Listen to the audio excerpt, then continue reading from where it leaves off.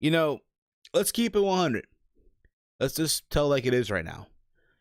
There's a lot of these dorky YouTubers, these dorky podcasters that I, unfortunately, sadly, have to call my colleagues in the IWC, YWC, the internet wrestling community, the YouTube wrestling community, that are going to tell you, if they have not told you yet, throughout their content, that you, the viewer, the wrestling viewer, the wrestling fan, should not watch WWE Super Showdown. That you, the wrestling fan, just like them, should boycott WWE and Super Showdown because of the political view in Saudi Arabia and this and that. The reality is this, and this is the sad part about it, okay? The YWC 2019 is the soy boy era, the soy boy community. Everyone all of a sudden feel like they're a social justice warrior. They write a hashtag on Twitter and they feel important. They feel fucking important. And when they get a retweet, they get a like, oh my god, it brings joy to their fucking life. Me, on the other hand, I am not going to tell you any of that. I'm not going to tell you, hey, you shouldn't watch this show. You should watch this show instead. Hey, you shouldn't watch this wrestling promotion. You should watch that wrestling promotion instead. You should not watch this wrestler perform in the ring. You should watch that other wrestler perform in the ring. No, I've never, ever, since the time I've joined this community, have I ever told anyone to do that. And by no means at all. You do what you want to do, homie. At the end of the fucking day, I think the people that watch me, the people that I interact with throughout social media are grown people. And they should be old enough to make up their own fucking minds, make up their own fucking decisions, and not be influenced by some dorky YouTuber, some dorky podcaster, and based on what they're gonna do. Just the reality. Okay? I can only, again, you can tell by now, unpopular opinion, okay? The Saudi Arabia shows do not bother me at all. For some people it does. Oh my god, it's blood money, this and that. End of the day, the way I look at it, it's a wrestling show. End of the fucking day. I can only imagine when the World Cup takes place in Qatar in 2022. Oh my god. Oh, I'm not watching that World Cup. It's in Qatar. Oh, hell no. No. I can only imagine. But anyway, at the end of the day, you do what you want to do. I'm not going to tell you don't watch or what. You do what you want to do. Whatever makes you happy on a Friday night, homie. Whatever makes you fucking happy.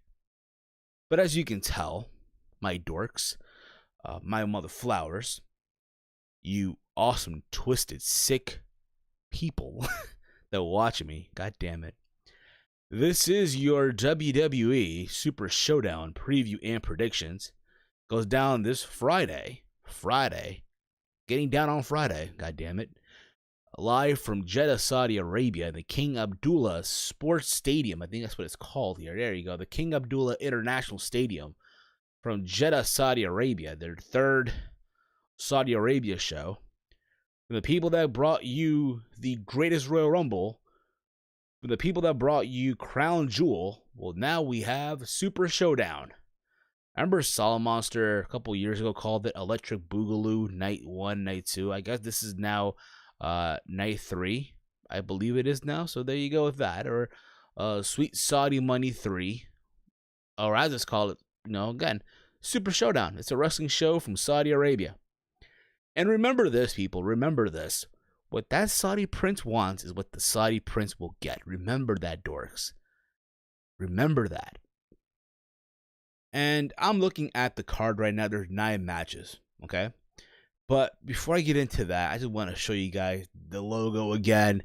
Now it's in yellow. Again, if you noticed, I have a red one for Raw and all that fun stuff. The official Team Hill Podcast logo, by the way.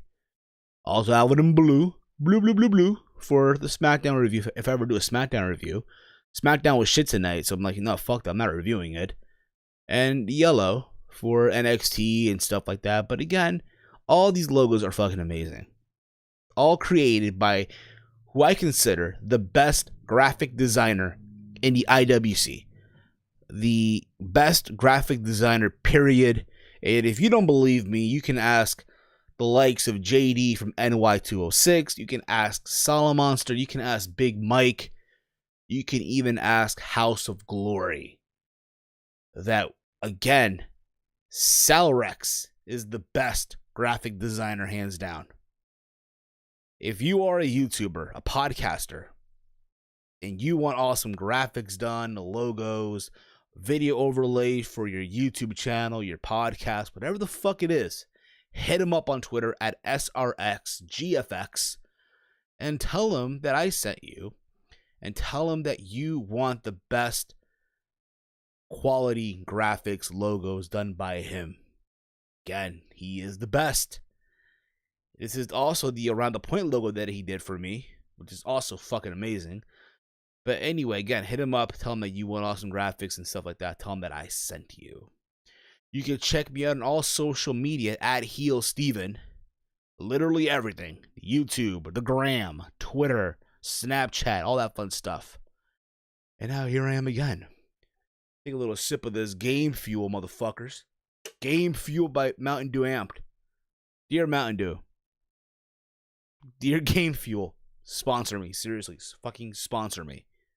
You want something? Listen. I don't ask. I'm not one of these fucking YouTubers to tell people what to do and shit. But if I ever did, motherfuckers, go on fucking Twitter. Tweet out the Mountain Dew Amp. Tell them Game Fuel. Sponsor me. Sponsor HeelSteven. God damn it, yo.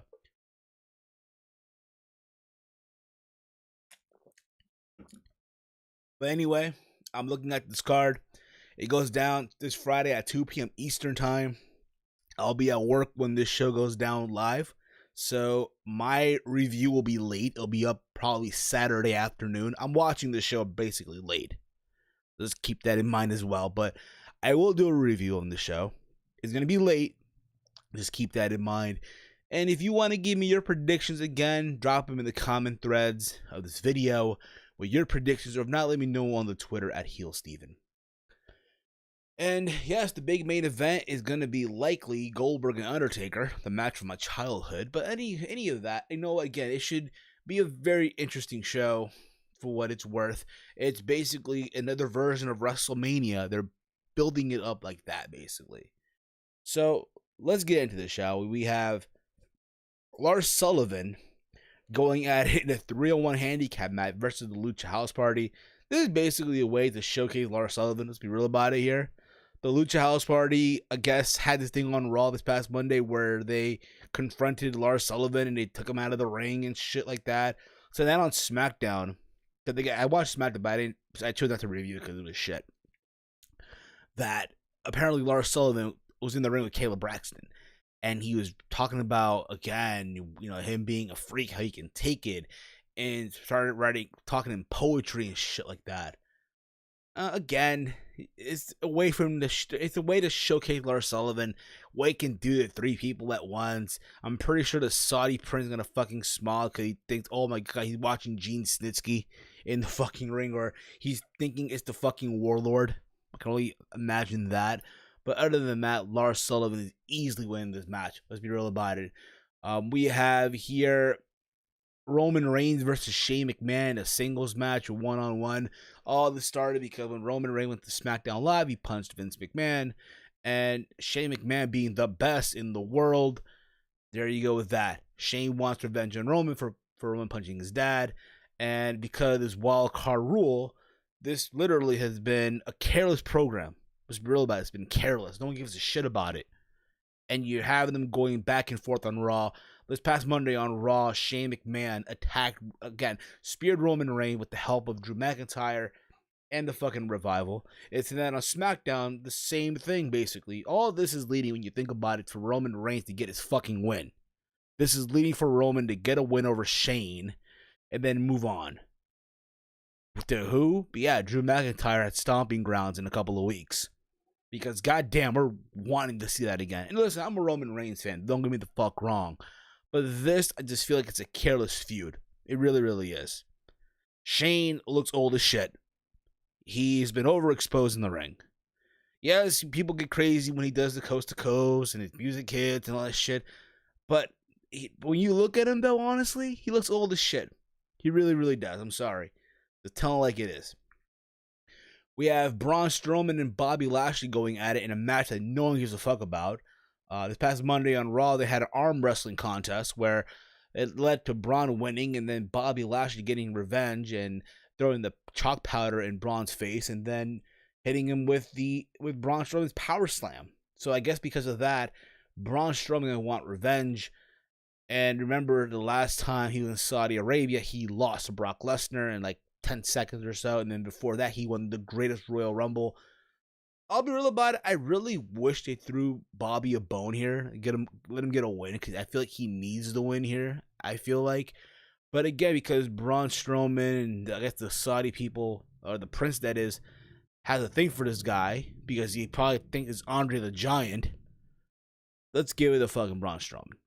I guarantee you, the Saudi prince is probably booking these matches and the outcomes and shit like that. I guarantee you it. So yeah, I'm going with Braun, but again, I really wish, honestly, they would throw, seriously, Bobby Lashley a fucking bone here. We have the match between Finn Balor, or the Demon Finn Balor, versus Andrade for the Intercontinental Championship. It should be a fun match. I think, honestly, this is the match, in my opinion, that will be the match of the night. I think both guys can go, obviously. Remember at Money in the Bank, Andrade did hit that Somerset flip onto Finn Balor off the ladder. They've had matches before where Andrade beat Finn and Finn beat Andrade. St. Almas. I'm calling him Andrade St. Almas, by the way. I'm sorry. And again, it should be a fun fucking match. Apparently, yeah, Finn being the Demon. So because he's the Demon, you got to believe that the Demon Finn is going to win. So I'm going with the Demon King Finn Balor on this one. But again, it should be a very, very fun match. Probably the match of the night, in my fucking opinion. We then have, let's see, I'm going through this shit real quick. Goddamn, pal. Triple H versus Randy Orton, a one-on-one match.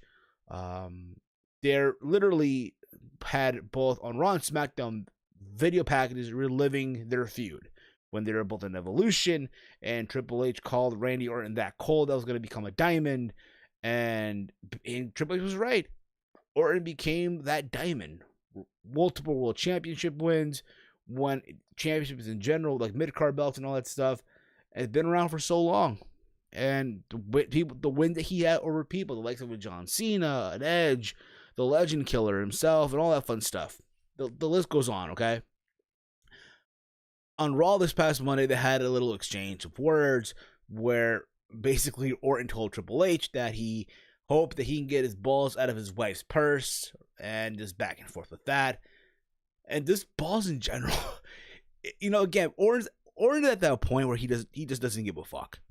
Can we all agree on that? He does not give a flying fuck. He knows he's at a point of his career where he can do whatever he wants. He's not gonna get in trouble or anything like that. He's that veteran now, if you will. It should be a fun match. There's no doubt about it. Is it going to be like their match from 2009? I don't think so. Or their matches from 2005, 2004? Maybe so. But if I'm picking a winner here, for the sake of picking a winner, I'm picking Triple H. I think Triple H gets to win, and there you go with that. We then get the WWE Championship match. We get Kofi Kingston versus Dolph Ziggler. Yes, Dolph Ziggler is getting a WWE title match because Kevin Owens chose not to go to Saudi Arabia. So Dolph Ziggler is filling in and is getting a payday, a big payday from the Saudi prince. That's Saudi money, motherfuckers. And I'll be real about it, you know, Dolph being put in the spot because you feel it should have been him this whole time. Whatever. Again, the whole Dolph Ziggler thing ran its course.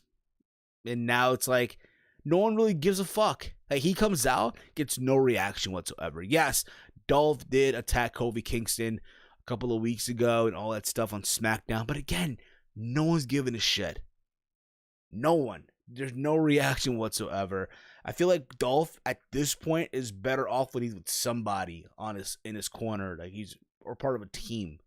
But him by himself now, yeah, he's a good wrestler, all the fuck you want, but I just don't give a shit. I really, really don't.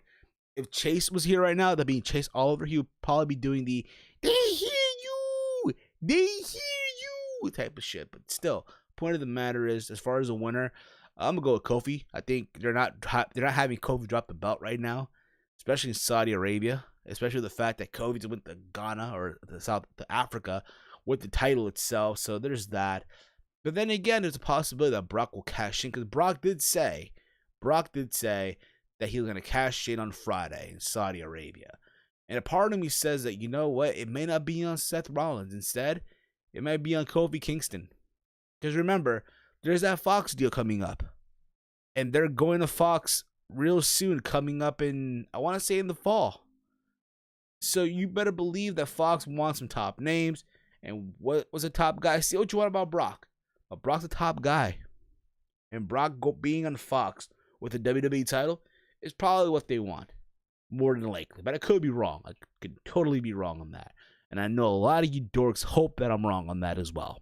I'm fully aware of that. But I'm going with Kofi Kingston beating Dolph Ziggler. We then have the Universal Championship match. We have Seth Rollins versus Baron Corbin for the Universal Championship. There's that talk now, remember, on Raw, where Rollins got fucking attacked by Brock and stuff like that. That Rollins may not be at 100%.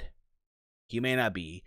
And the idea of Baron Corbin winning the championship is laughable, I think, at this point in time. Yes, Corbin is a good performer. Don't get me wrong. I know people give him shit, all the fuck you want. But besides all that, the guy can go. I just don't think that they're going to have Rollins drop the belt right here to Baron Corbin. It should be a fun match, all the hell you want, for what they can do. But I see Rollins getting the win in some miracle way, and then Brock potentially coming out, try to cash in on Seth Rollins. Even though at the same time, it could be Kofi Kingston. But if I'm the choose between these two, between Rollins and Kingston, I'm going to go with Rollins. I think he'll cash in on Rollins. Because again, at the same time, Brock cashing in, I said this during the Raw review, Brock cashing in Saudi Arabia is going to get a reaction. The reaction WWE wants. Not the reaction that he would get if it happened in the States where, oh my God, he would get booed. And the fact that it's in Saudi Arabia, people will go insane. They'll lose their mind. The same way with Roman Reigns. Roman Reigns goes out there in Saudi Arabia, you're going to get a reaction. A lot of these guys, when you think about it, in Saudi Arabia, they're going to be viewed like heroes. Yes, heroes welcome and shit. A lot of these guys in the States would not get that reaction. Especially someone like Lars Sullivan. But that's just beside the point. But again, I'm going with Seth Rollins retaining the championship. We have the 50-man Battle Royal. The 50-man, they might win a championship belt from Saudi Arabia or a trophy, like Braun Strowman did at the Greatest Royal Rumble with that green, ugly-looking belt. Or maybe a trophy like Shane did at Best in the World at Crown Jewel. The point of the matter is, though, it's 50 guys, so I'm pretty sure they'll have guys from Raw, guys from SmackDown, guys from NXT that they'll probably bring in, or maybe, just maybe, guys from NXT UK, the 205 Live brand, maybe some people we don't even know about, like Baba Tunde, or some shit like that. I wonder now who the Saudi Prince wants WWE to bring in that's already dead. Remember, there was talks a couple years ago for the Greatest Royal Rumble that the Saudi Prince wanted WWE to bring in Yokozuna and I believe the Ultimate Warrior. But not realizing that, hey, these guys are dead. So there's that. As far as a winner, it could be anybody. It could be anybody right now. I would say, honestly, if I pick a winner right now from all the bunch of people they're going to have in this match, I'd say Drew McIntyre. I think Drew can get a win and get some momentum going, because he's facing Roman Reigns coming up at Stomping Grounds, and he's part of that group with Shane McMahon. So I'm gonna go with Drew McIntyre getting the win. We then go on to the main event, what I think is obviously closing the show. I could be wrong on this one. Goldberg versus The Undertaker. First time ever.